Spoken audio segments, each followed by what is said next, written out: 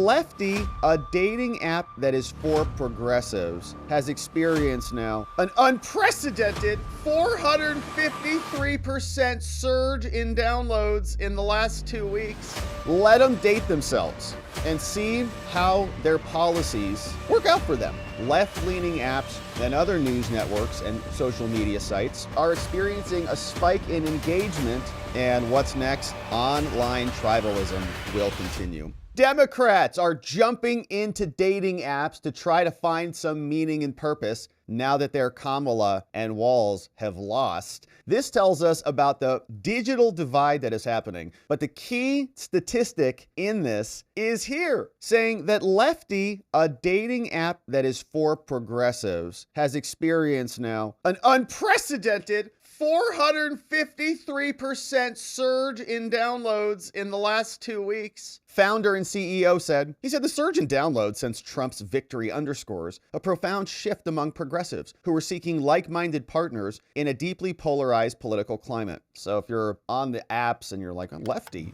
maybe you're like a left-handed person like I am. You're like, well, maybe I want to date a left-handed person. You download this app. You're going to get hit with bald women and blue-haired liberals, man. So be careful. Be cautious, my friends, if you're out there in the dating world, especially if you're left-handed. Don't download that app if you know it's good for you. Or maybe if you're into it, that's the app for you. But the surge in download is coming, and I'm in favor of this. I like the idea that they'll get off all of the other platforms and just isolate themselves so that they can continue to exist in their echo chamber. Because we know, and there was even that clip, remember from the DNC, that individual called No Cap on God posted that mocking video. He went in there and he was like, yeah, yes, queen. And he was doing all that stuff. And he was talking to that one younger woman who said that in DC, she can't find a good dude there because it's 93% Democrats. So let them date themselves and see how their policies work out for them. And this is important, okay? How can you date somebody who is of the opposite political ideology? So Lefty, a dating app, is a nice little filter. They can just go over there and they can just date themselves, see how that works out for them. So you can see similarly, it's happening on other social media platforms. Left-leaning apps and other news networks and social media sites are experiencing a spike in engagement.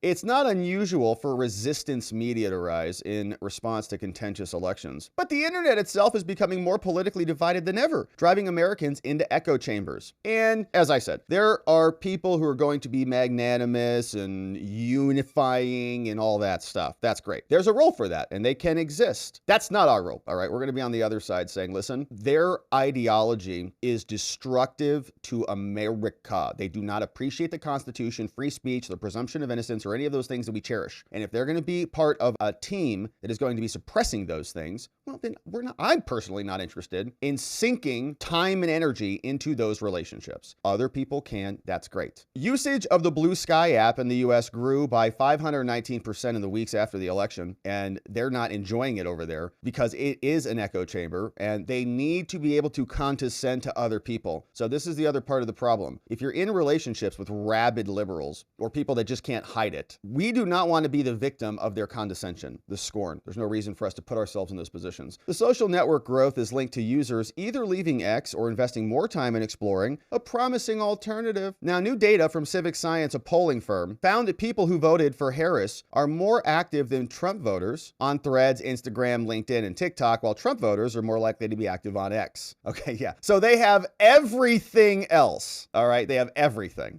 Certain streaming apps like Disney, Hulu, Amazon are much more popular among Harris voters than Trump voters, right? They have everything. And then they're like, the Republicans are the extremists. You've thrown us out of everywhere. Some progressive news outlets are leaning even heavier into resistance coverage, a business move that proved effective in 2016. We'll see if it works. Slate said the daily subscription signups were 7 times higher than normal on the day after the election. The Guardian raised $2.4 million in 2 days after the Los Angeles Times and Washington Post pulled their Harris endorsements, all right? So the liberals are speaking with their wallets. Good. Conservatives tried to build their own alternate internet ecosystem toward the end of the Trump administration, especially when they deplatformed him, okay? They threw the sitting president off the internet, and they're like, well, Trump shouldn't seek retribution. against anybody. What? You silenced him and you silenced us. Now you want to be friends? No. Musk bought X. Peter Thiel and others. JD Vance invested in Rumble, a YouTube alternative. Shout out to Rumble. President-elect Trump launched Truth Social in order to have his free speech back. And we don't have the ability to start our own social networks. Thiel backed the creation of The Right Stuff, a conservative dating app that now has 3.4 million followers on TikTok. Wow, I didn't even know that. Conservative launched their own internet hosting company called RightForge. MagaCoin, a cryptocurrency, began investing in our own entertainment companies and streaming services. Yeah, and starting our own shows. For platforms and media outlets looking to become more neutral, playing to everyone's interest may present business challenges. CNN's election night ratings dropped below MSNBC. Ratings for MSNBC's Morning Joe plummeted after co-host Scarborough and Brzezinski told viewers they went and visited Trump. The show drew 680,000 on Tuesday, down from 1 million on average. Wow. Almost a third of their audience